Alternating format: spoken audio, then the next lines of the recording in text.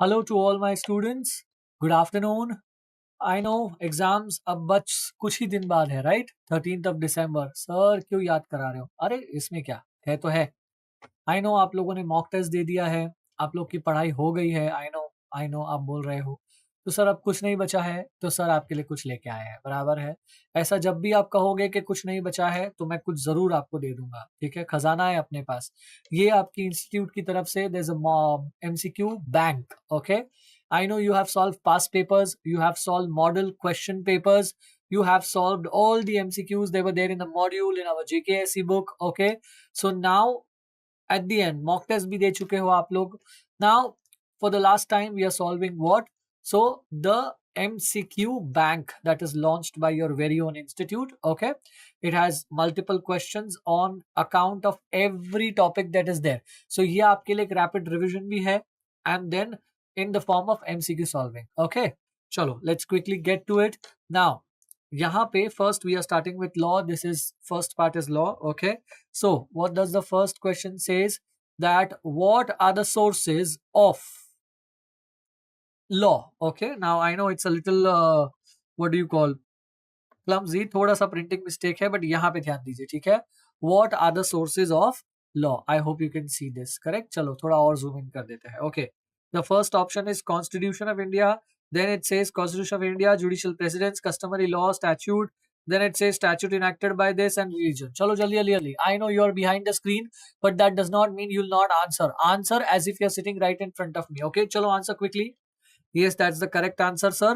Option 2 होता है, because सिर्फ कॉन्स्टिट्यूशन ऑफ इंडिया नहीं होता है, बट जुडिशियल प्रीसिडेंट्स यानी जो पहले के जजेस ने केस सुनाए थे, कोई लैंडमार्क केसेस है जिनको हम कंसिडर करते हैं। कस्टमरी लॉज मतलब हमारा प्रॉपर कोडिफाइड, यानी कॉन्स्टिट्यूशन बनने से पहले क्या चलता था, ओके। एंड ऑर्डिनेंसेस यानी जो प्रेसिडेंट ऑफ इंडिया कभी कोई रूल एप्लीकेबल करते हैं in absence of constituent assembly and everything else, तो उस चक्कर में ये सारे भी गिने जाते हैं, ओके। चलिए let's quickly move on to the next question. Next question क्या है? Which article in the Constitution of India 1950 has provisions for introduction of bill in the parliament? Introduction of bill बोला है, मतलब याद है ना आपको, लॉ बनाने के लिए सबसे पहले क्या लगाना पड़ता है, तो कि बिल पास करना पड़ता है, बराबर है। कहां पे? तो दोनों हाउस में पास होता है, अपर हाउस लोअर हाउस, ये सब आपको याद होना चाहिए था, करेक्ट, ओके यस। सो ये जो हाउस है उसमें जो बिल पास होगा, वो बिल इंट्रोड्यूस कैसे होगा, उसका पावर तो होना चाहिए ना। सी रिमेंबर, कॉन्स्टिट्यूशन में पावर नहीं है तो कुछ नहीं कर सकते, राइट। हर चीज लिखी गई है, तो कौन से आर्टिकल में पावर है, चलो बताओ मुझे जल्दी। 119, 141, 107, 243। यस, जो बोल रहे हैं करेक्ट है। आर्टिकल 107 बराबर है, 107 के अंदर जो है, ओके, वो आपके पास पावर है for provision for introduction of the bill in the parliament of India. चलिए नेक्स्ट आपके पास क्वेश्चन आता है, that money bill is introduced in which house of parliament? Okay, money bill is introduced in which house of parliament? Okay, चलो बताओ फिर। Council of people, that is Lok Sabha, council of state Rajya Sabha, both houses, none of the houses. Yes, बोलो जल्दी। Correct sir, वो कहां पास होता है, तो क्या लोकसभा में। मनी बिल हमेशा कहां डाला जाता है, लोकसभा में डाला जाता है, ठीक है। Both the houses wrong answer बेटा, money bill is only introduce in Lok Sabha. Then under what article of constitution 1950 is the president empowered to make an ordinance? As I said, अभी अभी हमने बात किया ना, ऑर्डिनेंस कौन इशू करता है, प्रेसिडेंट इशू करता है, तो उसको भी पावर तो लगता है कि नहीं लगता है बेटा, okay. And yes, one important thing, आप वैसे तो हम ऑलरेडी ये सब चीजें आपको पता होगी because exams are nearby, still reminder देना मेरा काम है, टीचर हूं ना, क्या करूं। आर्टिकल्स पे से एक question is what you expect 110%, so please pay attention to all the questions that are there here articles के related. I am solving all the questions related to articles because that becomes very difficult for the children, okay, but please do remember the articles very quickly, okay yes. Again, so question number कौन सा solve कर रहे थे हम, ये वाला। President को कौन सा पावर मिलता है, आई मीन कौन से आर्टिकल से पावर मिलता है, all of you? 243, 123, 129, 368। Yes, that's the right answer. थोड़ा ड्रामा करना पड़ता है, okay? I know nobody sitting in front of me, but interactive. थोड़ा interact करिए, it becomes very fun. Otherwise, don't keep on listening. It will not help you, beta. You will listen to next MCQ, you will forget the previous one. Okay? So don't make such kind of mistake. Article 123. Article 123 के अंदर powers दिया गया है president को to make the ordinances. Okay? चलिए. Essence of subordinate legislature. This is subordinate, not ordinance. खास पढ़ना, word mix मत कर देना. Subordinate legislate can be found in which article? So कहाँ मिलता है? 12, 32, 13, 14. आर्टिकल 13 के अंदर बराबर है. ओके. आर्टिकल 14 तो इक्वालिटी है. 32 जो क्या है? रिट पेटिशन, सुप्रीम कोर्ट वाला पावर. यस, ये दो इंपॉर्टेंट है, खास ध्यान रखिएगा. Now when was Constitution of India passed by the Constituent Assembly? Sorry. Yes. When was the Constitution of India passed by the Constituent Assembly? चलो यार, अब ये डेट तो आना ही चाहिए. सर ये तो हम हर साल मनाते हैं ना, 26 जनवरी 1950. That's the wrong answer. मैंने कितनी बार कहा है आपको, 26 January is the Republic Day, but that was not the day when the Constituent Assembly actually passed the Constitution of India. चलो जल्दी जल्दी बताओ क्या डेट है फिर वो. करेक्ट, ये है वो date, 26th of November 1949. It's not 25th, it's 26th of November. बराबर है. ओके चलो ठीक है. नेक्स्ट क्वेश्चन, 7th वाला. विच is the highest court in India? चलो यार इसके लिए तो अभी क्या देखने का तुमको. Highest court, apex court. चलो बताओ. That's the correct answer, supreme court of India. ये तो ऑप्शन भी देखने की जरूरत नहीं सर, हमको सब मालूम था. Yes, supreme court of India. ठीक है. चलो, फॉर द पीपल. ये next question number 8. Which article of the Constitution of India have the power to entertain petition on the violation of fundamental rights? अभी अभी हमने बोला था. क्या बोला था सर आपने?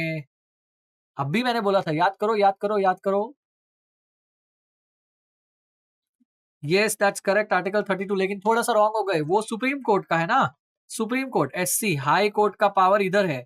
तो technically this should be your answer, because ये दोनों ही उनको रिट पेटिशन का पावर देता है. वहां स्पेसिफिक क्वेश्चन पूछा था, नहीं पूछा था. देख वापस क्वेश्चन पर. क्वेश्चन नंबर 8 क्या लिखा है? Articles of the have the power to entertain the violation of fundamental rights. तो फंडामेंटल राइट्स का वायलेशन का एप्लीकेशन कहाँ आता है सर? रिट पेटिशन में. वो हेबियस कॉर्पस याद है? हाँ, ये सब रिट पेटिशन था ना. सो यहां पे आता है. बराबर है. ओके चलो ठीक है. Then which is the highest civil court in a district? पहले तो सुन लेने का, डिस्ट्रिक्ट बोला. दूसरा उसने क्या बोला? सिविल बोला. सिविल बोला क्या? सिविल. सिविल एंड क्रिमिनल में फर्क करते जाने का. Yes. Sessions court, supreme court, district court, high court. Sir अब इतना एम्फेसिस किया तो हमको आंसर तो याद आ ही जाएगा ना. That's correct, district court. बराबर है, क्योंकि उसने डिस्ट्रिक्ट कहा तो डिस्ट्रिक्ट में सबसे ऊपर कौन होता है? डिस्ट्रिक्ट कोर्ट होता है. ठीक है. चलिए next question number 10. Which article of the Constitution of India stipulates law made by Supreme Court of India? वापस सुनने का, क्या कहा? Which article of, did I skip a question or what? नहीं, बराबर है. Which article of Constitution of India empowers the legislature to make laws? Yes. Oh, sorry. Yeah, here are options. Article 141, 245, 368, 352. Yes, that's the correct answer. Article 141. चलो, याद आ रहा है सारा concept? Okay चलिए ठीक है. Then what is the schedule in the Constitution of India for separation of subject for legislature? चलिए, let's move on to next question. Now, question number 13. What is the schedule in the Constitution of India for separation of subject for legislature? याद से पढ़िए. For separation of subject for legislature.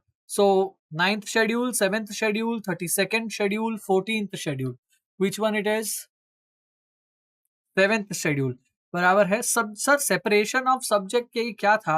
अरे बेटा वो अपन आगे चल के वैसे हमने कहा था आपको कि इंटर में पढ़ोगे, याद है कि जिसमें कुछ लॉज जो है उस पे सिर्फ सेंटर बनाता है, कुछ लॉज जो है उस पे स्टेट बनाता है, कुछ पे वो दोनों को पावर दिया गया, याद है? 7th schedule part 1 part 2 part 3, yes that is what it says. Okay चलो ठीक है। Okay hello hello, just a second, I guess a technical glitch, just a second. चलो next, what kind of structure does constitution of India have? Okay यानी हमारे पास कौन सा structure do we follow? Structure पूछा है, खास ध्यान रखिएगा। ओके कौन सा फॉलो करते हैं हम? चलो बताओ, यूनिटरी, फेडरल, ऑटोक्रेसी या टोटलिटेरियन? अब ये बहुत इजी क्वेश्चन है। ओके चलो इसमें गूफ अप नहीं करना। Yes federal is the right answer, we follow federal, इसलिए हमारे पास दो गवर्नमेंट है, सेंट्रल एंड स्टेट, बराबर है। चलो ठीक है, देन नेक्स्ट क्या है हमारे पास? तो के under which article can be amend the provisions of constitution of India? Amend the provisions of constitution of India, बराबर है। सो कौन सा है वो आर्टिकल? तो क्या आर्टिकल 356, 68, 368, 254 या 245? बताओ जरा क्या अमेंड करना है सर हमको? वापस क्वेश्चन पढ़ो, क्या अमेंड करना है? तो के amend the provision of constitution of India, मतलब हमें कॉन्स्टिट्यूशन को ही अमेंड करना है। तो हम किस में कर सकते हैं? Yes that's the correct answer, article 368, बराबर है। चलिए next, which is question number 16 पे आ गए हम, बराबर है। Which is the lowest court to approach for criminal matters? Lowest court बोला है बेटा, लोएस्ट, और कौन सा मैटर बोला है? क्रिमिनल। सी जब भी हम कोर्ट की बात करते हैं, ओके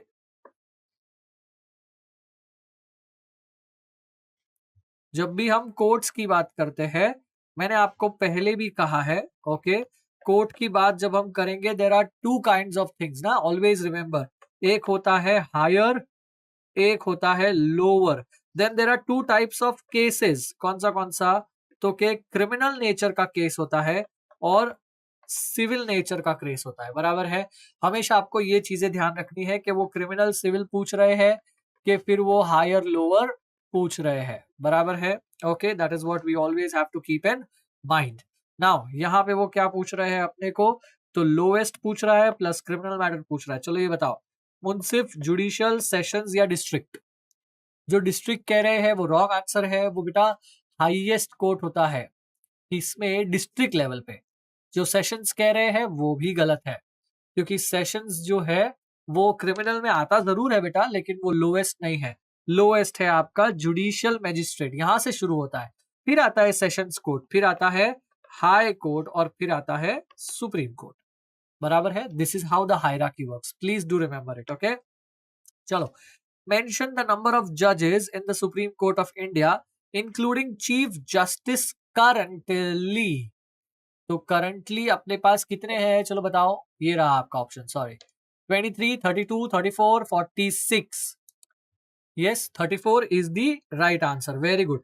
33 जजेस है प्लस एक जो है वो चीफ जस्टिस ऑफ इंडिया है। सो टेक्निकली अपने पास कितने हो गए? 34 जजेस हो गए, बराबर है। चलिए ठीक है, नेक्स्ट क्वेश्चन, चलो फटाफट। Okay we have to solve this, पूरा अपन क्वेश्चन बैंक सॉल्व करेंगे आज, बराबर है। चलिए, fundamental rights are mentioned under which part of constitution of India? वापस देखने का क्या पूछा है? फंडामेंटल राइट्स पूछा, अब ये तो आना ही चाहिए, ठीक है, this was a very important question, we know that. Yes part 3 में आता है, चलो गुड। देन अभी सर आपने बाकी क्यों नहीं बताए पार्ट्स का आंसर? क्योंकि बाकी नीचे फिर वापस क्वेश्चन आता ना, इसीलिए मैं आपको आर्टिकल्स या फिर एक्स्ट्रा क्वेश्चंस का आंसर नहीं दे रहा हूं, बिकॉज कहीं ना कहीं वो सब कुछ कवर होता है in the upcoming MCQs. Okay so don't skip the video. I know तुम सोच रहे हो कि सर बाकी का आंसर तो देंगे, ऐसे ही दे रहे हैं, हम भी सॉल्व कर लेंगे, ऐसे तो नहीं बेटा, आपको आंसर हर एक क्वेश्चन का मिल जाएगा। The thing is if I give the answer here only in one question, then other question becomes redundant, बराबर है, that's why I am not giving it. Okay आपको आगे क्वेश्चंस में सारे आंसर्स मिल जाएंगे, डोंट वरी, पूरा अपना रिवीजन हो जाएगा आज। नाउ नेक्स्ट हमारे पास कौन सा है? म्युनिसिपैलिटीज। तो म्युनिसिपैलिटीज को अथॉरिटी कौन से पार्ट में मिलती है? ओके ये भी इजी है, चलो बताओ। यस दैट्स करेक्ट, पहला तो 9 और उसमें भी 9A, बराबर है। 9 जो है वो किसका था अगर आपको याद हो तो? बताओ बताओ, सोच के बताओ, बताओ रे। 9 is for panchayat, that's correct. चलो ठीक है. Under 20th, question number 20th, under what article of the Constitution of India 1950 is the governor, क्या सवाल पूछा है, ध्यान से पढ़ने का, governor of the state empowered to make an ordinance. एक प्रेसिडेंट ऑर्डिनेंस बनाता है ना, तो वो सेंट्रल लाइन पे है, आई मीन सेंट्रल लाइन बोल दिया मैंने, आई मीन टू से सेंट्रल अथॉरिटी पे है, बराबर है. एंड स्टेट वाला जो गवर्नर है, आई मीन स्टेट में गवर्नर होता है हमारे पास, तो गवर्नर ऑर्डिनेंस कौन से आर्टिकल के अंदर पास कर सकता है, चलो बताओ. Article 123, 243, 245, 213. 213 is the right answer. Okay, चलो ठीक है. Moving on to the next question. What are personal laws? ये तो बहुत easy है, ये आंसर आना चाहिए आपको. Law relating to interpersonal behaviors, customs, religious beliefs and have now been codified. Laws that a person makes, law based on opinion. Yes, that's the correct answer. Customs, religious beliefs that have now been codified. बराबर है, that is how it works. Then, question number 22. Which article of the Constitution of India deal with inconsistency between laws made by the Parliament and laws made by legislatures of state? वापस एक बार पढ़ने का, बड़ा question होता है, तोड़ तोड़ के पढ़ने का. Which article of the Constitution of India deals with inconsistency between laws, मतलब दो लॉज के बीच का इनकंसिस्टेंसी है, बराबर है. चलो आप बताओ फिर. आर्टिकल 2, यस, आर्टिकल 245, 254 या फिर 238, sorry 368 and 32. Yes, that's the correct answer. Article 254 बराबर है. ये आर्टिकल्स इंपॉर्टेंट है, प्लीज ध्यान रखिएगा. Okay, what is a private bill? What is a private bill? Yes, that's the correct answer. A bill introduced by a member other than minister. याद रखना, minister अगर कोई बिल प्रेजेंट करता है तो उसे गवर्नमेंट बिल कहते हैं, बराबर है.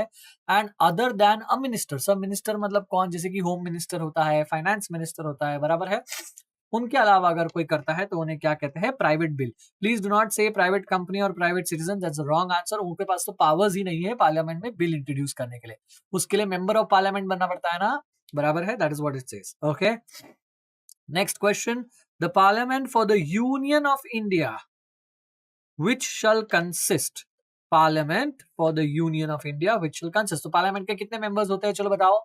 The president, the council of states and the house of people, या सिर्फ राज्यसभा, या सिर्फ लोकसभा, या सिर्फ legislative assembly? Sir legislative assembly तो होता ही नहीं है क्योंकि वो स्टेट के लिए होता है. चलो very good. Sir Lok Sabha Rajya Sabha तो दोनों सेंट्रल का ही तो है, इसीलिए बेटा अगर आप बोलते हो पार्लियामेंट तो पार्लियामेंट दोनों से बनता है, द प्रेसिडेंट, फिर उसके बाद राज्यसभा एंड लोकसभा, बराबर है. क्लियर है इतना, बराबर है. प्रेसिडेंट जो है वो राज्यसभा का मेंबर होता है, लोकसभा जो है वहां पे we elect the prime minister, correct. Okay, चलो ठीक है. देन सेकेंडरी और subordinate legislature can not go beyond, ये बहुत इंपॉर्टेंट है. That's the correct answer. The ambit of the act and the Constitution of India, that is also correct. So ये वाला answer जो है वो आपका करेक्ट हो जाएगा. Why sir? Because वो सबऑर्डिनेट है ना, मतलब किसी एक्ट के अंदर का है वो, बराबर है. तो एक्ट के बियॉन्ड तो जा ही नहीं सकते, एंड ओवरऑल कोई भी चीज कॉन्स्टिट्यूशन के अगेंस्ट तो जा ही नहीं सकती है. That is what is the answer, बराबर है. Then the appellate court for national consumer dispute redressal communication tribunal, वापस सुनने का, national consumer dispute redressal communication tribunal is, appellate बोला, हाँ उसने appellate, ध्यान रखने का. High court, district court, subordinate court, court of subordinate जज क्लास 1 या supreme court? That's correct, supreme court, क्योंकि एक तो नेशनल है ना, नेशनल कंज्यूमर है, प्लस एपेलेट बोला तो अपील्स तो वैसे भी सबका लास्ट में किधर जाता है, सुप्रीम कोर्ट. तो ये तो नेशनल है तो इसका तो उधर ही जाएगा ना. ओके, चलिए ठीक है. देन नेक्स्ट आता है, the ancient Indian courts can be divided into 6 categories based on their ranks, बराबर है. अब ये कौन कौन सी है, ये तो आपको आना चाहिए। चलो अब ये मैं हेल्प नहीं करूंगा आप लोग को, बताओ जरा मेरे को ये कौन सा है। बहुत इजी था, फर्स्ट पेज पे था हमारे। Yes, that's the correct answer. कुला, शेरनी, गाना, अधिकृता, द ससिता एंड निरपा, बराबर है। This should be the order, second वाला, ठीक है। बाकी सारे ऑर्डर गलत है, ये यहीं से शुरू होता है, ठीक है। चलिए ठीक है। देन voidable contract, तो यहाँ पे we have ended okay the first chapter that was introduction to law and constitution of India and everything else, okay। I hope आप लोगों ने बराबर से पढ़ लिया है। सर क्या सवाल कर रहे हो, पढ़ ही लिया होगा ना, अभी 2 दिन में तो एग्जाम है। चलो ठीक है, आई एग्री विथ यू, बराबर है। यहाँ ये एमसीक्यूज बहुत इंपॉर्टेंट है, खास ध्यान रखिएगा। इसी में से मोस्टली जो है वो एमसीक्यूज रिपीट मोड पे चलते हैं, अलग से भी आते हैं, तो ऐसा don't take it by my word, but please do practice, okay. चलिए let's now dive into the mega mega big chapter that is our constitution of sorry contract act, Indian contract act, बराबर है। Okay चलिए let's dive into it now. voidable contract, question number 28, voidable contract is one which is lawful, which is invalid, which is valid so long it is not avoided by the party entitled to do so, none of the above, that's correct। okay quickly फटाफट फटाफट देख लेते हैं। वैसे तो मुझे नहीं करना चाहिए बिकॉज आगे एमसीक्यूज आएंगे, बट स्टिल मन नहीं मान रहा है मेरा, बराबर है। ओके हमारे पास 3 कॉन्ट्रैक्ट्स होता है ना, कौन सा, तो कि एक होता है वैलिड, एक होता है वॉइड, एक होता है वॉइडेबल, बराबर है। वॉइडेबल का मतलब है वो वैलिड है, लेकिन कुछ तो गड़बड़ हो गया उसके अंदर। अब जिस पार्टी के साथ गड़बड़ हुआ है वो उसको क्या कर सकता है, कैंसिल कर सकता है। और अगर वो उसे कैंसिल करना चाहता है तो फिर वो क्या हो जाता है, वॉइड हो जाता है लेटर, इसीलिए उसे कहते हैं वॉइडेबल। याद आ रहा है, that is why the answer was this one, which is valid so long it is not avoided by the party entitled to do so. यानी हम इसको क्या कहते हैं, अग्रीव्ड पार्टी, याद आ रहा है, अग्रीव्ड पार्टी है ना, हम उसको अग्रीव्ड पार्टी कहते हैं, ठीक है। चलिए next, the difference between an advertisement for sale and a proposal is dash. चलो look at the options.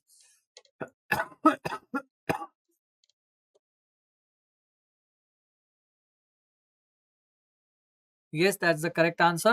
That the proposal becomes a promise as soon as the party to whom it is made accepts it, but an advertisement does not। क्योंकि advertisement क्या है, invitation to offer है। क्या है, invitation to offer है, याद है ना।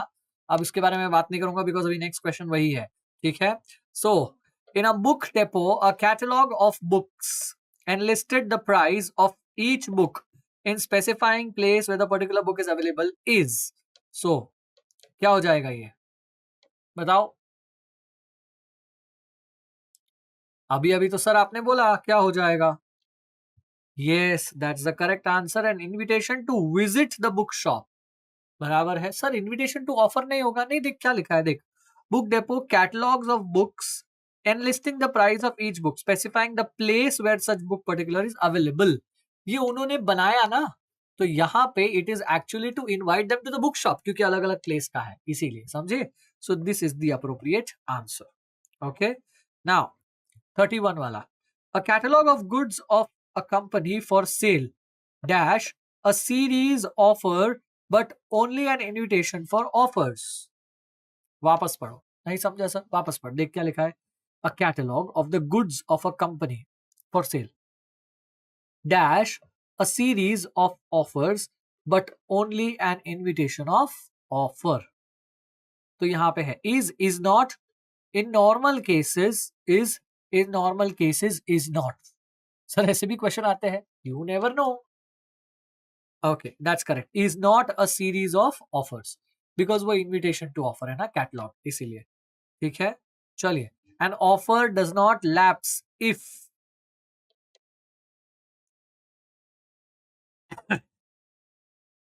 पढ़ो पढ़ो ऑप्शंस पढ़ो जल्दी।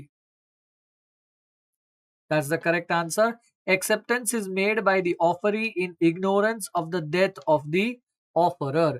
क्योंकि देखो, अगर ऑफरर यानी जो ऑफर कर रहा है वो मर गया तो बात खत्म हो जाती है।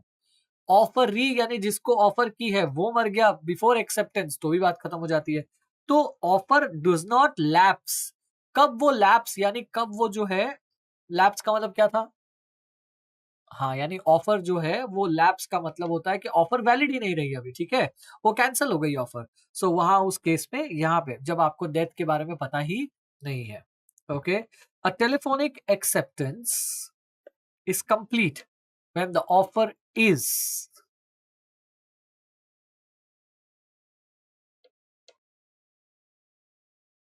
Correct, heard and understood by the offerer, सुन रहे हो, ओके, अ टेलीफोनिक एक्सेप्टेंस, याद रखो क्या बोला है उसने, एक्सेप्टेंस, उल्टा नहीं सोचने का, एक्सेप्टेंस कौन देता है, ऑफर ही देता है ना, तो किसको देगा, ऑफरर को ही तो देगा, ऑफर नहीं किया है, एक्सेप्टेंस किया है। हाँ, कंफ्यूज मत करो अपने आप को, बराबर है। चलो ठीक है, नेक्स्ट क्या है, तो with regard to contractual capacity of a person of unsound mind which one of the following statements is more appropriate? चलो एक काम करते हैं, because some of the people can't see, ठीक है, चलो I will put this way only, ठीक है, no more zooming and zoom out, आप ये लाइन से ही देखो, ठीक है, I will read it here.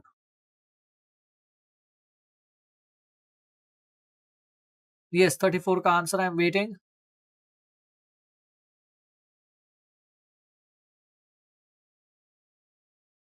Yes, that's the correct answer. A person who usually of unsound mind can contract when he is of the sound mind. बराबर है, आपको याद आ रहा है ना, दो चीजें थी उसके अंदर, जब अनसाउंड माइंड का है तो अगर साउंड होगा तो कर सकता है, अगर साउंड माइंड का है तो जब अनसाउंड होगा तब नहीं कर सकता है, बराबर है। चलिए ठीक है, then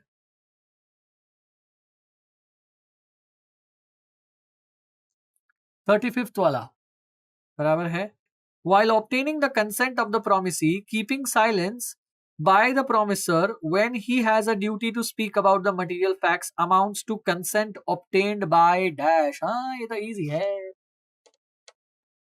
yes sir, that's the correct answer, fraud, क्योंकि उसका ड्यूटी टू स्पीक था, उसने नहीं कहा तो इट अमाउंट्स टू फ्रॉड, ठीक है। 1036, a threaten to commit suicide, threaten to commit suicide if his wife did not execute a sale deed in the favor of his brother. The wife executed the sale deed. The transaction is dash. Sir, the transaction is dash. Invalid, void, illegal, voidable. It is voidable. Sir, क्यों void नहीं है? Because it is what? Threatened to suicide है ना? Oh sorry, मैंने थोड़ा सा ऊपर नीचे कर दिया ना, बराबर है।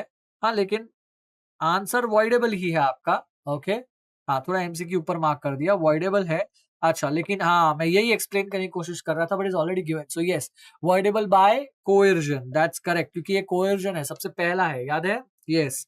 चलिए then, a contract which is vitiated by undue influence is declared as which one of the following by the Indian law? Is the answer is again the same, voidable. Okay, coercion, misrepresentation, fraud, undue influence, बराबर है, ये सब में कैसा होता है, voidable होता है।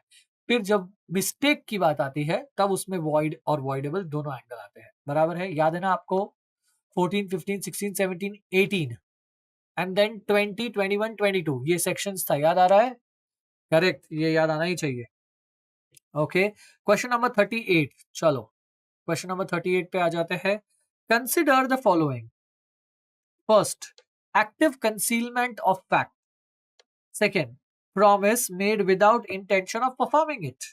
Third, breach of duty which gains an advantage to the person admitting it. Fourth, inducing mistakes as subject to matter. Which one of the above amounts to fraud? इसने क्या पूछा अभी, फ्रॉड पूछा है, फ्रॉड, वापस पढ़ लो चाहिए तो।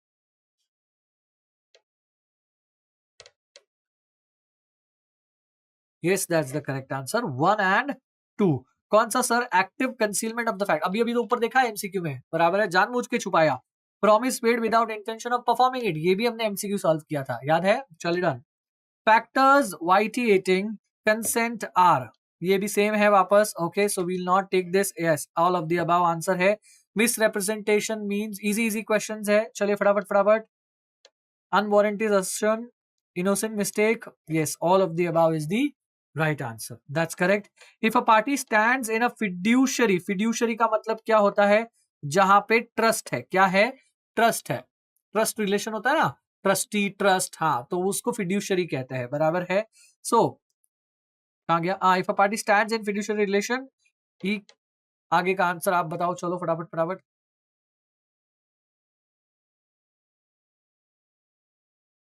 Yes, that's the correct answer. Okay. He can dominate the will of the other. इसलिए उसको क्या कहते हैं हम? Undue influence कहते हैं. बराबर है? Okay. चलिए ठीक है.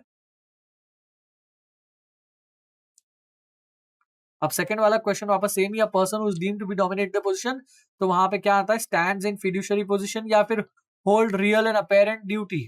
हाँ, इसमें वो भी हो सकता है.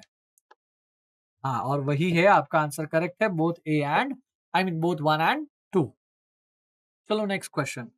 If both the parties to a contract believe in the existence of a subject which in fact does not exist, मतलब हम सोच रहे थे it's exist, the subject matter is there but this is not there, then क्या हो जाएगा अभी यहाँ पे? Yes sir, it is called as void, because अगर सब्जेक्ट मैटर ही नहीं है तो कॉन्ट्रैक्ट तो वैसे भी पॉसिबल नहीं है. It's void ab initio. Correct, that's the correct answer for valid contract. चलो ये इजी है. 44. Correct, both 1 and 2. ये दोनों पार्टीज जो है वो कंसेंट होनी चाहिए, और उनकी कंसेंट कैसी होनी चाहिए? फ्री होनी चाहिए. बराबर है. Then free from what? तो coercion, undue influence, misrepresentation, fraud and mistake. That's correct. Then when both the parties of an agreement under a mistake to a matter essential to a contract, क्या कहा है? Matter essential to a contract. तो क्या है ये? Valid, void है, valid है, voidable है, इलीगल है? चलो बताओ बताओ बताओ जल्दी जल्दी जल्दी. Yes, that's the correct answer. ये क्या है? वॉइड है. बराबर है. एग्जाम सर पे है. आई होप आपको ये सारी चीजें याद आ रही है. It's no time for us to revise in detail. बराबर है. कुछ कुछ चीजें जो डिफिकल्ट होगी I will definitely explain. Okay, don't worry about it. Now consensus ad idem. चलो फटाफट, ये तो इजी है ना. Consensus ad idem, Indian Contract Act में consensus added means yes, parties agreeing upon the same thing in the same sense. Okay, meeting of minds. That's correct. To prove undue influence, the plaintiff have to prove what? अच्छा, plaintiff मतलब कौन होता है sir? Plaintiff का मतलब होता है जो कंप्लेन कर रहा है. बराबर है. Okay, yes. चलो रीड करो options.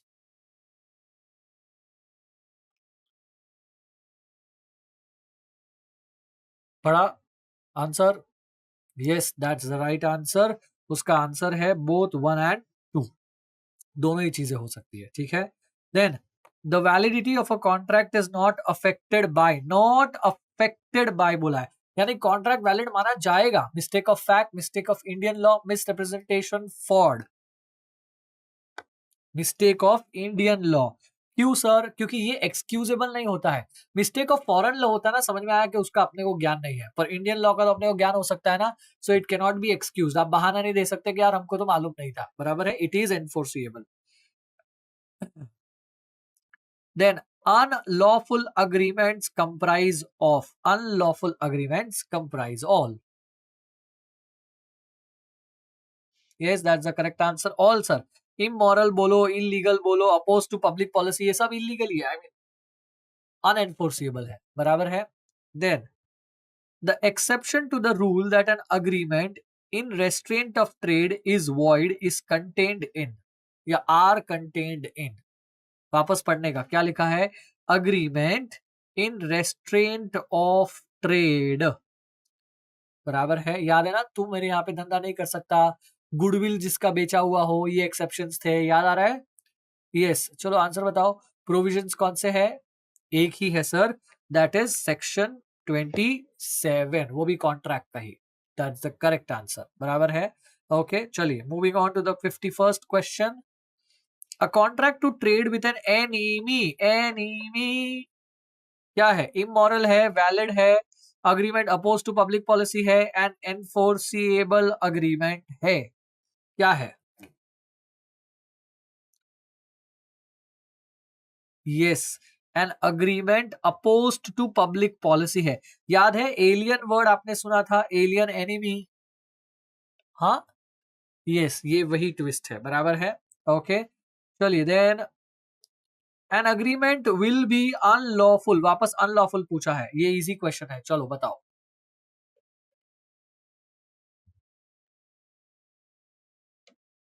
Yes, that's the correct answer. If the object is forbidden by the law. In a wagering agreement,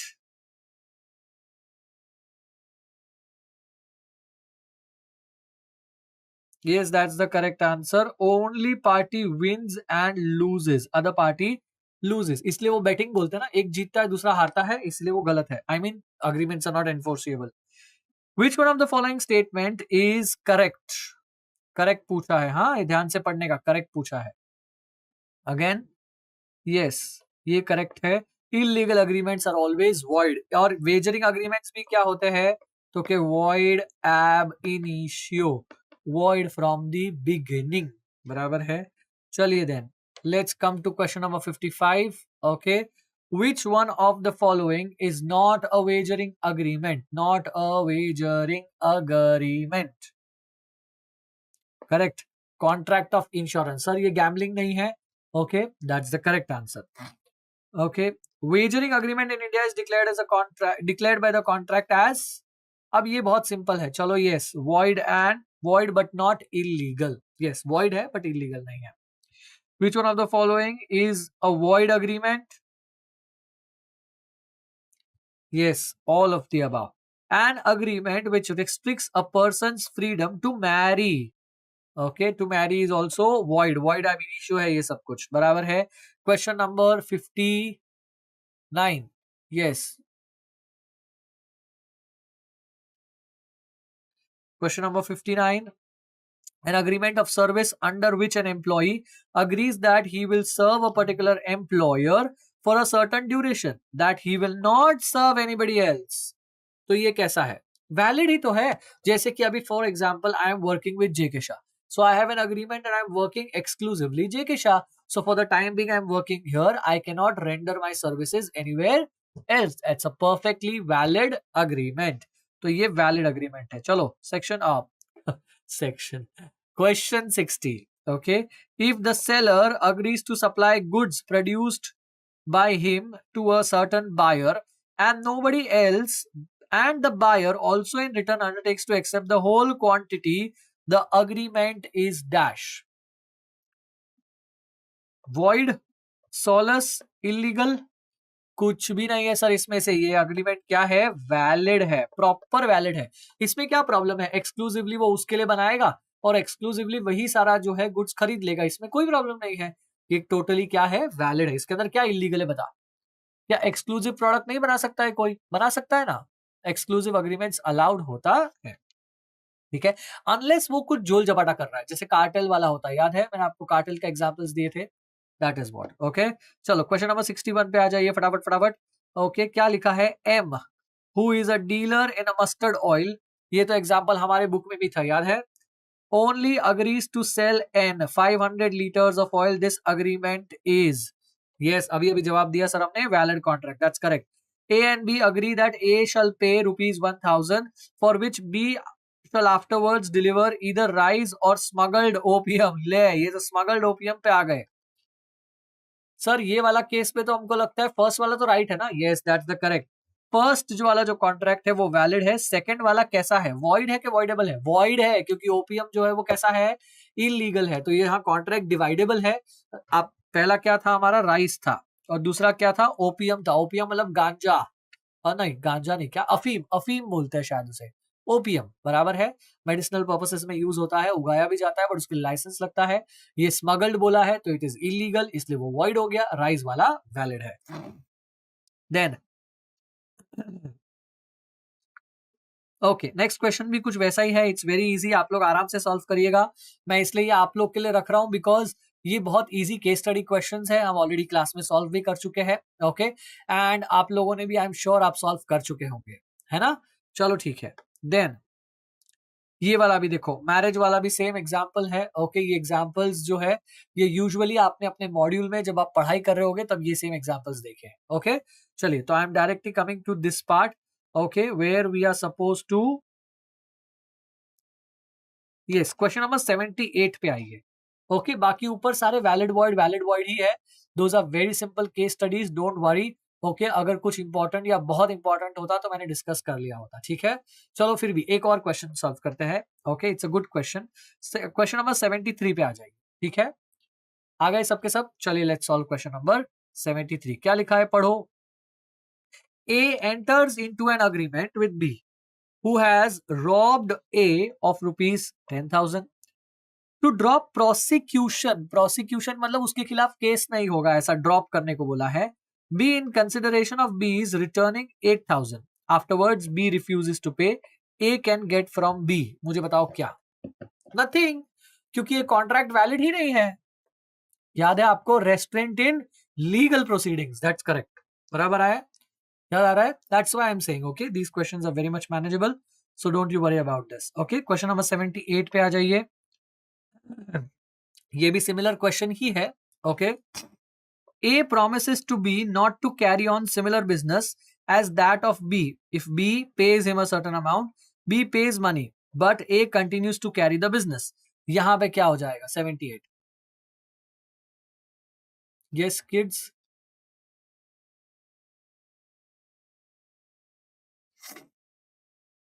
yes, that's again the correct answer. Okay, do nothing. क्यों sir कुछ नहीं कर सकता? As I said, it's agreement in restraint of trade. अच्छा sir, उसने कहीं बोला goodwill बेचा है? नहीं, तो कोई एक्सेप्शंस भी नहीं है। That's the correct answer. Okay, यहाँ पे ये केस स्टडीज जो है, okay, these are pretty much the similar only. Okay, it's a similar pattern. So I will pick one case studies so that it will help you. Case study पे base sir कितने questions expect कर सकते हैं हम? So आप जो है 5 to 6 questions maximum expect कर सकते हो, उससे ज्यादा नहीं आएगा, बट उससे कम ही आता है, सो डोंट वरी। बट या 5 to 6 क्वेश्चंस मैक्सिमम आप एक्सपेक्ट कर सकते हो। Okay, and don't worry, it's going to be easy. ये main offer, acceptance, okay, then undue influence वाला जो पार्ट है वही ऑफर का part, and this part. Okay, यहां से सबसे ज्यादा आता है। चलिए, देन आप क्वेश्चन नंबर 88 पे आ जाइए। इट्स एन इंटरेस्टिंग क्वेश्चन, बाकी इजी है, आप मैनेज कर पाएंगे, आई am very sure of it. Okay, don't worry, trust me. आप लोग लेकिन सॉल्व करिएगा। ऑलरेडी मे बी सम लोगों ने, some of you have already solve it. I am very proud of you. Okay, चलिए ठीक है। Now what is the question says, A paid 500 to a government servant to get him a contract for canteen. The government servant could not get the contract. Can A recover rupees 500 paid by him to the government servant? नहीं, they cannot, they cannot. No, the agreement is void. Sir कैसा रिश्वत है बेटा, ये तो रिश्वत हो गया ना। गवर्नमेंट कॉन्ट्रैक्ट लाने के लिए तो रिश्वत कैसे वैलिड हो सकता है? करेक्ट, ये ब्राइबरी का केस है। ओके, आप में से बहुत सारे बच्चों ने ये मॉडल क्वेश्चन पेपर में भी दिया था question, and they asked me the doubt, so this is for them. Okay, I hope the doubt is clear now. Correct, चलिए ठीक है। देन आप यहां पे आ जाइए, ठीक है। Question number 92, it's a very simple question, थोड़ा वार्म अप करने के लिए आपको पूछा है मैंने। ओके सर, अभी तक वार्म अप हुआ नहीं क्या हमारा? हो गया, हो गया, तो मजाक कर रहा हूँ, ठीक है। चलिए ठीक है। Which one of the following is the correct sequence, मुझे बताओ, ये तो आना चाहिए, कम ऑन, नहीं तो मैं तुमको अभी धोबट डालेगा यहाँ पे। Yes, offer, acceptance, consideration, contract. Yes, बाकी सब में गड़बड़ है। ऑफर के बाद एक्सेप्टेंस तो है, लेकिन कॉन्ट्रैक्ट पहले डाल दिया इधर, इधर कॉन्ट्रैक्ट पहले है, इधर ऑफर के बाद कंसिडरेशन पहले, सो वो रॉन्ग है सब कुछ। बराबर है, offer plus acceptance becomes promise, promise plus consideration becomes agreement, agreement when enforceable by law becomes a contract. हाँ, बीच का एक आध सीक्वेंस मिसिंग है, आई नो इस आंसर में, लेकिन है तो उसी सीक्वेंस में ना, इसलिए दैट्स द राइट आंसर। बराबर है। ओके, फिर यहाँ पे आ जाइए 93 पे ही। A telephonic acceptance is complete. Sorry, ये हमने कर लिया था वैसे, but yes, a telephonic acceptance है तो ये कब होता है? जब ऑफरर ने heard and understood. This question is repeated. Okay, चलो ठीक है। क्वेश्चन नंबर 95 पे आ जाइए देन। Okay, appropriation of goods means, ये इंटरेस्टिंग क्वेश्चन है सर, याद आ रहा है? अप्रोप्रिएशन ऑफ गुड्स आना चाहिए। चलो क्विकली क्विकली, अप्रोप्रिएशन याद है, गुड्स अपने पास पूरा पड़ा है, अब सपोज राइस ऑर्डर किया है तो राइस का गोनी पड़ा है ना अपने गोदाम में, बराबर है। When you set aside some rice from the bundle of it, then it is called as what, appropriation. याद आ रहा है? वैसे आंसर तो मैंने ही दे दिया आप लोग को, that is all of the above, है ना। सेपरेटिंग द गुड्स या putting the quantity of the goods into suitable receptacles and delivering the goods to the carrier. Carrier वाले को दे रहे थे, वो तो दूसरे से अलग कर दिया ना, अप्रोप्रिएशन हो गया। याद आ रहा है? हम सेल ऑफ गुड्स एक्ट में आ गए हैं। याद आ रहा है कि नहीं आ रहा है? यस, चलो very good. Sale of goods act में ऐसा कैसे पता चला? वो गुड्स गुड्स गुड्स बोला ना रे, गुड्स आते ही अपने सेल ऑफ गुड्स एक्ट शुरू हो जाता है, कॉन्ट्रैक्ट फिनिश हो चुका है, ठीक है। अपन सेल ऑफ गुड्स एक्ट में आए हैं। Now the general sale of goods act risk prima facie passes with correct ownership. कहां गया? ये रहा, याद रखने का, ओनरशिप, पोजेशन नहीं, पोजेशन तो पहले भी जा सकता है। Nemo dat non quod habet, ये भी याद होना चाहिए। Yes, no one can give a better title than he himself. अब इसका बहुत सारा वेरिएशंस होता है, यहाँ पे हमारा कौन सा वेरिएशन जो है वो सच है, तो ये रहा, none can give who does not himself possess, means same, just words में थोड़ा फर्क है। Am I very clear all of you? Okay, चलिए ठीक है। देन नेक्स्ट क्या है हमारा? ये रहा, so transfer of documents of title of the goods to the buyer. Yes, that symbolic delivery. आज ही एक बच्चे ने मुझे डाउट पूछा था। I hope you are watching this video and solving this MCQs and the doubts are resolved again, बराबर है। चलिए ठीक है। Then question number 99, okay, and 100 101 ये आपके लिए होमवर्क रहेगा। अब ये इजी क्वेश्चंस है, हम हजारों बार डिस्कस कर चुके हैं, बराबर है ना। And those who are not my students and thinking के सर लेकिन हमने तो नहीं पढ़ा आपके साथ, तो अभी अभी आपने पढ़ा है मुझसे। कहाँ पढ़ा है? तो यहाँ पे पढ़ा है, डॉक्यूमेंट ऑफ टाइटल। चलो हिंट मैंने दे दिया आपको, बराबर है। अब आपको देखना है वो है या नहीं है, ठीक है। चलो ठीक है, क्वेश्चन नंबर 99 पे under section 24 Sale of Goods Act, a delivery order enabling a person to obtain the delivery of the payment of price is deemed as document of title। याद रखने का दो चीजें, चलो और हिंट दे देता हूं मैं आपको, ठीक है। एक होता है डॉक्यूमेंट ऑफ टाइटल, एक होता है document showing title. Showing title को ट्रांसफर करने से ओनरशिप ट्रांसफर नहीं होता है, डॉक्यूमेंट ऑफ टाइटल से होता है, बराबर है। चलो ध्यान रखिएगा, okay. Now 103, it's an easy question, important question. Voluntary transfer of possession from one person to another is called as what? Possession बोला बेटा उसने, ओनरशिप नहीं बोला था। Delivery, that is the correct answer, okay, delivery है। Now 104, incorrect statement पहचानना है आप लोग को, बताओ। Which of the following statements is incorrect in connection with duties of seller and buyer? Yes, that's the correct answer, okay. यहाँ पे it is not the duty of the seller to deliver the goods, बराबर है। चलिए, delivery of goods हमने अभी अभी किया, voluntary transfer of possession, okay, ये वही चीजें हैं। यहाँ पे आ जाइए, delivery of the keys of godown, again क्या हो जाएगा? सिंबॉलिक डिलीवरी हो जाएगा, correct. There are how many modes of delivery? तो there are 3 modes of delivery. कौन सा sir? So actual delivery, symbolic delivery and constructive delivery, बराबर है, वेरी गुड। चलो, टर्म अनपेड सेलर इंक्लूड्स पे आ जाइए, 109 पे आ जाइए। Unpaid seller includes agent of the seller, that's correct. The term unpaid seller includes again, ये बहुत इजी क्वेश्चंस है। yes, seller's agent to whom bill of lading is endorsed, क्योंकि बिल ऑफ लेडिंग का मतलब क्या है? डॉक्यूमेंट ऑफ टाइटल, तो उसके पास जो है ओनरशिप है ना, इसीलिए, बराबर है, वो फिर सेलर ही माना जाता है, ओके। याद आ रहा है ऐसा कॉन्सेप्ट सब? Very good. चलो फिर, then unpaid seller can exercise his right of lien. ये सारे राइट्स ऑफ अनपेड सेलर है, बराबर है, ओके।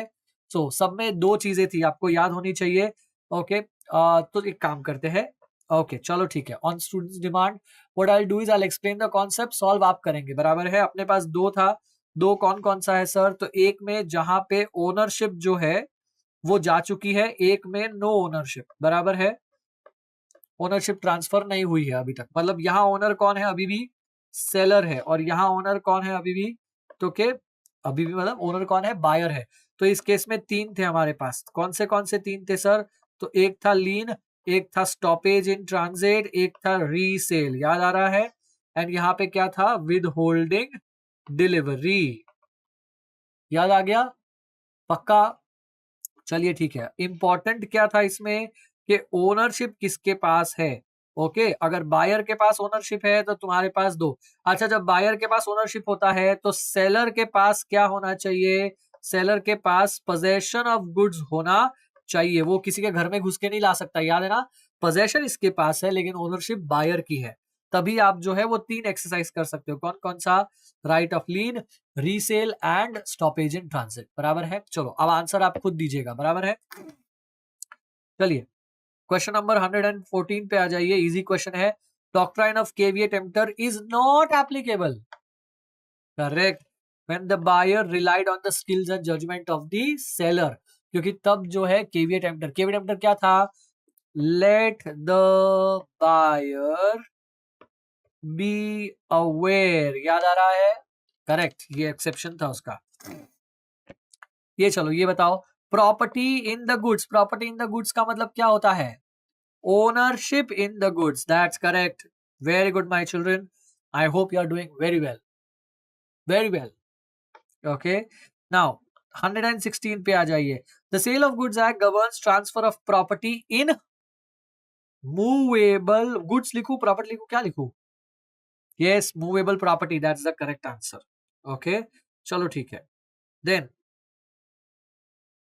ये वाला 117, a valid contract of sale includes agreement to sell. किधर गया? हाँ ये रहा, includes agreement to sell, that's the correct answer. Okay, then चलो अब हम नेगोशिएबल इंस्ट्रूमेंट्स में घुस रहे हैं थोड़ा थोड़ा। Okay, the undertaking contained in promissory note to pay a certain sum of money is. Correct, unconditional. याद आ रहा है? नेगोशिएबल इंस्ट्रूमेंट कंडीशनल हो सकता है लेकिन जो पेमेंट का वादा है वो कैसा है? वादा रहा सनम होंगे जुदा न हम। याद आ रहा है? अनकंडीशनल। अनकंडीशनल पैसा तो 110% मिलेगा, है ना। That's called uncondition. बराबर है। चलिए, bills of exchange contains an unconditional. लेकिन क्या अंडरटेकिंग होता है? नहीं, ऑर्डर होता है। वर्ड का खास ध्यान रखिएगा। ओके, अनकंडीशनल ऑर्डर होता है। अंडरटेकिंग किस में होता है सर? प्रोमिसरी नोट में होता है। Very good. The term negotiable instruments is defined under which? Yes, that's correct, section 13। Section 13 के अंदर लिखा है कि 3 नेगोशिएबल इंस्ट्रूमेंट्स है। कौन कौन से? सो के पहला अरे बेटा ऑर्डर में याद रखने का, promissory note, bills of exchange, cheque. 4, 5, 6, section 4, 5, 6, section 4, 5, 6। And ये बोला कहाँ है? 13 में बोला है। Very good. चलो done sir, done sir, done sir. Okay, the term negotiation in section 14, अब सेक्शन 13 नहीं बोल रहे सर, 14 बोला है, टर्म बोला है। Negotiation refers to dash. ये इंपॉर्टेंट है, ध्यान रखना, फंबल नहीं करना। Yes, the transfer of bill of exchange, promissory note और cheque to any person so as to constitute the person the holder thereof. That's the correct answer. Okay, चलो ये वाला 23, for minor draws endorse deliver negotiable instruments. Minor, minor अगर कुछ भी करेगा तो वो क्या हो जाएगा? यस, चलो ठीक है, दैट्स द करेक्ट आंसर। तो यहाँ पे all parties to the instrument except the minor. Minor के अलावा बाकी सब कौन होता है? लाइबल होता है। ऑलवेज रिमेंबर, माइनर कभी भी लाइबल नहीं होता है, उसके एक्सेप्शंस है। ओके, जैसे जैसे आगे क्वेश्चंस आएंगे I will explain, but exceptions चलो ठीक है बता देता हूँ। एक्सेप्शंस याद होना चाहिए। एक तो माइनर को नेसेसिटीज दिया है तो, और उसके लिए भी माइनर का क्या लाइबल होता है? यस, एस्टेट लाइबल होता है। Minor is never personally liable. और दूसरा एक्सेप्शन ये था कि माइनर अगर सिविल टॉर्ट्स करता है। सिविल टॉर्ट्स मतलब क्या था सर? जैसे कि किसी को डिफेम कर दिया, या फिर उसने जो है सड़क पे गाड़ी चलाई बिना लाइसेंस, ऑफ कोर्स माइनर्स के पास लाइसेंस नहीं होते हैं, तो गाड़ी चलाई और कुछ ठोक वोक दिया, बराबर है, तो ये सब सिविल टॉर्ट होता है। ओके, इसके लिए भी माइनर जो है वो पनिशेबल होता है। सुना? उसके लिए उसको लायबिलिटी आती है, याद रखिएगा। चले ठीक है, वैसे वो यहाँ काम का है नहीं भी है, वो कॉन्ट्रैक्ट का भी पार्ट है, नेगो में भी आता है, तो थोड़ा मिक्स ही होता है टॉपिक। ठीक है, माइनस का आप खास ध्यान रखिएगा, लेकिन है प्रोविजन सारे सेम ही है। चलिए ठीक है। Now if a promissory note the amount payable is must be certain. Amount certain होना चाहिए, पर्सन सर्टन होना चाहिए, अनकंडीशनल होना चाहिए, सारे उसकी बेसिक स्किल्स है। Now section 126 important, under section 118 बराबर है, बताओ। Dash is presumed, it is presumed that until the contrary is proven, every transfer of negotiable was made under, that is correct, before its maturity. 118 क्या है sir? Presumptions है, correct. चलो, who among the following cannot cross a check? ये रहा ना question number 27, थोड़ा सा छोटो सा है, खास ध्यान रखिएगा. Yes, foreigner is the right answer. Very easy question. Yes, ये previous year question भी है. Okay. Now, applicable to whole of India है. Okay. Question number 129. Oh, sorry, 128 रह गया. Where a check is crossed generally, the banker on whom it is drawn.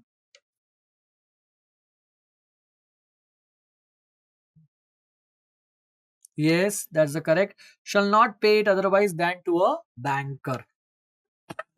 Then negotiable came into force on 1st March 1882. ओए mistake नहीं करना, 1881 उसका नाम है बेटा, लेकिन वो कब आया था? 1st March 1882. चलो ठीक है. The term negotiable instruments is defined under which section? Come on now. Section 13, that's correct. Okay. चलो, question number 132. Which of these is not a negotiable instrument as per negotiable instrument act? That's correct. Share certificate सब नहीं होता है. Okay, very good. बाकी ये questions easy है, बहुत easy है.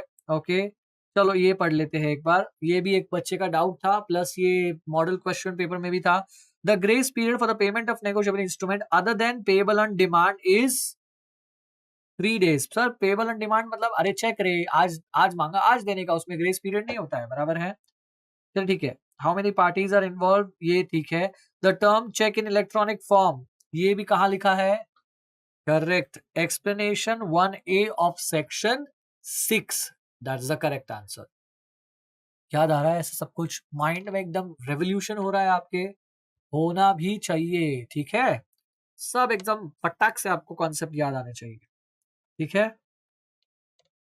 ये यहाँ पे क्वेश्चन नंबर 142 पे आ जाइए. बाकी इजी क्वेश्चंस है, आप आराम से मैनेज करेंगे.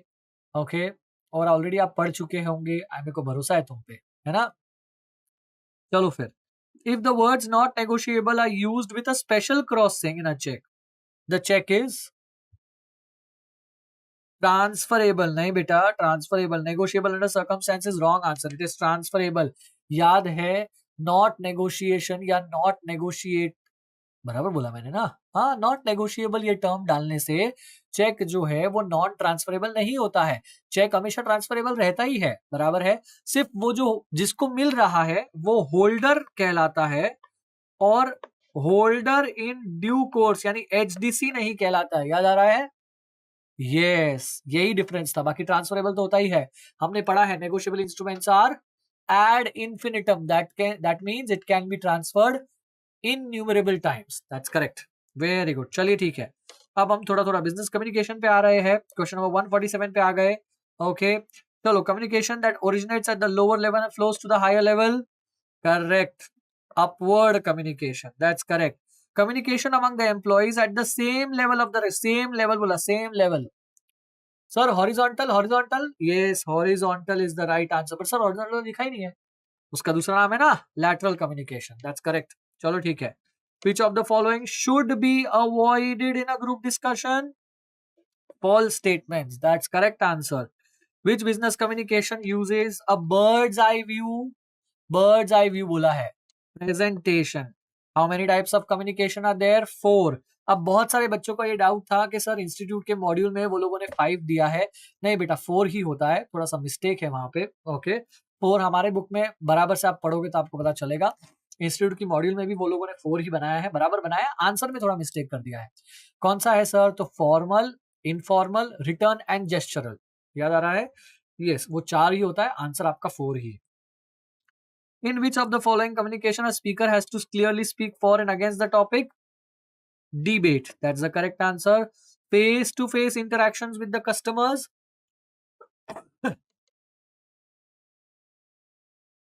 Face-to-face interactions with the customers. क्या हो जाएगा? अरे सामने सामने, जल्दी बोल. Yes, that's the correct answer. Direct marketing. Wrong answer. Personal selling. Bittu, personal selling. Direct marketing मतलब तेरे को कॉल किया ना, क्या रे भोंदू, हाँ तुम मेरे को उल्लू नहीं बना सकते बेटा। मैंने स्पीड पकड़ी है तो इसका मतलब ये थोड़ी है कि तुम मुझे उल्लू बनाओगे।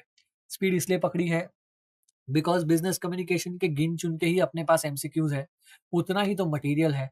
And I am definitely 100% sure, भरोसा कर रहा हूं तुम पे कि आप लोग ये सारी चीजें जो है ऑलरेडी पढ़ चुके हैं। हाँ, लॉ में एमसीक्यूज बहुत सारे बनते हैं ना, इसलिए थोड़ा डिटेल्ड हम जाते हैं, बराबर है। बट ये एमसीक्यूज तो हम ऑलरेडी पढ़ चुके हैं ना, फटाफट फटाफट रिवाइज हो रहा है ना, अभी 2 दिन में एग्जाम है, फटाफट रिवाइज करो मेरे साथ साथ, बराबर है। चलो मेरा स्पीड रहेगा, सुनते रहिएगा, बराबर है, सुनते रहने का, जागते रहो काइंड ऑफ थिंग, है ना। चलो हम कहां पे थे, yes. So face to face interaction, उसके बाद क्या लिखा है, use of coupon samples come under which mode of marketing, mode of marketing पूछा है ना, यूज ऑफ कैप, हाँ very good, sales promotion. Then which situation is called bad image, तो नेगेटिव पीआर है सर, बैड इमेज मतलब negative PR, good image मतलब positive PR. PR क्या था, public relation. Good image in the mind of the people, perception develop करना है, positive attitude develop करना है, करेक्ट सर, हमको याद आ गया sir, okay sir. So business communication helps in establishing professionalism. Participants involved in the business communication process must be open-minded. Very good. Must be open-minded. Which of the following is not one of the 8 C's? Correct, sir. Curiousness. Proper grammar and syntax come under which C? Correctness. That's the correct answer. Then, if the message is short and to the point, short and to the point, short, concise, that's the correct answer.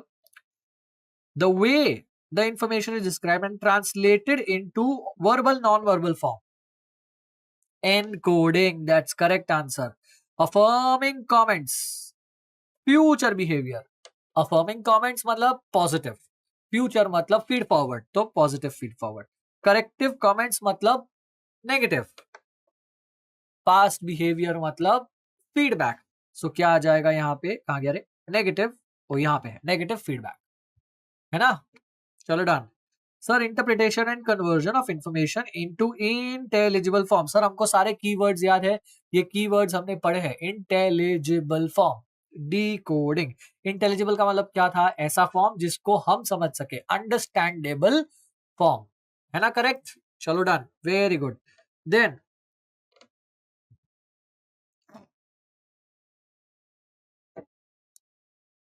चलो, what is the first step in the communication process, first step पूछा है बेटा, encoding मत बोलो, development of an idea, घाई नहीं करने का। स्पीड का मतलब होता है शांति से पढ़ने का, लेकिन स्पीड रखने का। Method of delivering the message is known as what, channel. Feedback is needed in which way of communication, feedback बोला चाहिए, two way. Communication happens when a person randomly chooses, randomly word आते ही हमारे क्या होना चाहिए, probability chain, that's the correct answer. Communication starts when a person tells something to a group of people. Sir group of people बोला मतलब क्या होता है हमारा, गॉसिप चेन होता है, that's the correct answer. Which is not an advantage, not an advantage बोला तो क्या आ जाएगा, secrecy, that's the right answer, क्योंकि सीक्रेसी फॉर्मल में मेंटेन नहीं होती है, ठीक है। देन विच स्टेज हम लोग स्पेलिंग चेक करते हैं, तो that's revising and editing, proof reading नहीं होता है, that's correct. Then study of body language is kinesis, cloud computing is availability of computer resources on demand, बराबर है। The cost of interacting with the customers via video call has increased. Then FAQs are part of which, support care, correct, correct correct, ये सारे book back MCQs ही है sir, हमने ये सारे book back में पढ़े हैं, यस वही है, वही है, इसलिए रिवाइज कर रहा हूँ। Professional behaviour includes behaving in a positive manner, business attire refers to clothing, sir ये तो हमारे सारे बुक बैक क्वेश्चंस है, हाँ वही है बेटा, वही है, बराबर है। तो आप लोग मैनेज कर लोगे पक्का, नहीं फिर भी मैं एक आध दो कर लेता हूँ, ठीक है। चलो ठीक है, ये वाला, mister A belongs to different culture, sir अभी हमको याद है। फिनोमिनल बोला मतलब एथनोसेंट्रिज्म, दैट्स करेक्ट आंसर, ठीक है। चलो फिर अगर आप ये कर लोगे तो मैं आपको जो है यहाँ पे आ जाता है, बराबर है। क्वेश्चन नंबर 193 सॉल्व करो, एक्चुअली 192 भी सॉल्व करो।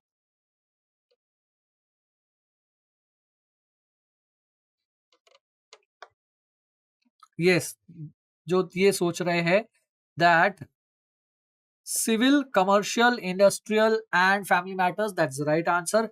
एडीआर का मतलब क्या था? एडीआर का मतलब क्या था बताओ? हाँ, एडिशनल डिस्प्यूट रेजोल्यूशन, बराबर है। ओके, चलिए ठीक है। Then what is the decision made by arbitral, sorry ar, बराबर बोला मैंने, arbitral tribunal called, it's called an award, बराबर है। डिक्री नहीं होता है बेटा, डिक्री जो है वो कौन देता है? कोर्ट दे सकता है। आर्बिनल ट्रिब्यूनल जो देता है, आर्बिट्रल ट्रिब्यूनल, वो अवार्ड होता है, बराबर है। चलिए ठीक है, यहाँ पे 195, who helps the parties each reach a resolution in mediation? Yes, of course, mediator। यही क्वेश्चन ऊपर भी था, इसलिए मैंने नहीं किया, ठीक है। चलिए ठीक है, आप 197 पे आ जाइए। What is the Lok Adalat also known as? People's court, उसका नाम ही है ना, लोक अदालत, दैट्स करेक्ट। चलिए ठीक है, बाकी सारे जो है यहाँ से एक्चुअली बुक बैक क्वेश्चन शुरू हो रहे हैं। ओके, और ये सारे बुक बैक क्वेश्चंस जो है ये आप लोगों ने मॉड्यूल में अब तक सॉल्व कर ही लिए हैं, I am very sure. Okay, जैसे कि एक और है, चलो मेरा फेवरेट क्वेश्चन है, the term quantum merit literally means, correct, as much as merited और earned, that's the correct answer, बराबर है। चलिए ठीक है, यस, ये देखो, ये हमने डिस्कस किया था, एड इन्फिनिटम मतलब numeral times, as I said. यहां से जो है ये सारे क्वेश्चंस जो है, ओके, ये बुक बैक क्वेश्चंस है जो ऑलरेडी आपने क्या किए है, पढ़ लिए है ना? ठीक है, चलिए देन, क्लियर है ऑल ऑफ यू? पक्का है ना? चलो then, all the best for your examinations, I hope you do well, I know you will do well, okay, and I will see you all in the inter batch, है ना? अच्छे से exam लिखिएगा, please don't be stressed, okay, and all the best.